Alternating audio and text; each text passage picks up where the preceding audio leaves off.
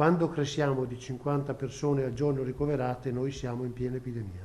I dati preoccupano e non poco, a dirlo il direttore generale della Sanità del Veneto Luciano Flor. Si tratta di numeri allarmanti che fanno riaprire nella regione nuovi posti letto per malati Covid e per le terapie intensive. Il piano di sanità pubblica dovrà scattare con i correttivi, ovvero chiudere alcune altre attività a causa dell'andamento. Una crescita che non è più lenta ma continua e veloce. Di pari passo è cambiato anche il dato di positività sui tamponi.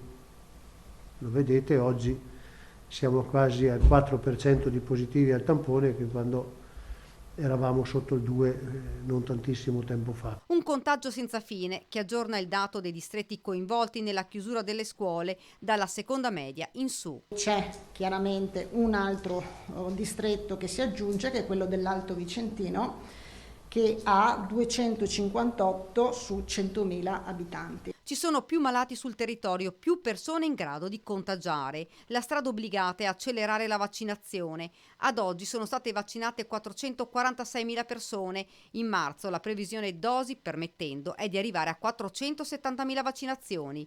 Il piano dice 15-17.000 persone al giorno, ma già da oggi saliremo a 20.000.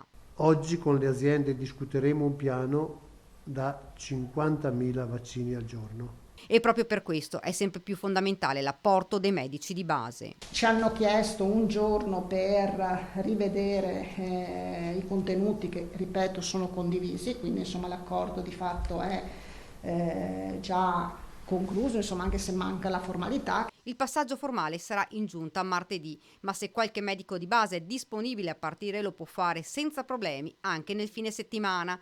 Se fra l'altro arriveranno le dosi attese e promesse, allora si arriverà ad aumentare i punti di vaccinazione 7 giorni su 7 anche negli orari serali.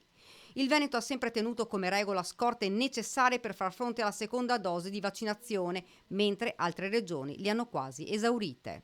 Noi adesso proveremo ad avvicinarci anche noi, a consumare un po' di scorte, di essere proprio lì sul filo, e noi sul filo ci arriveremo nel fine settimana.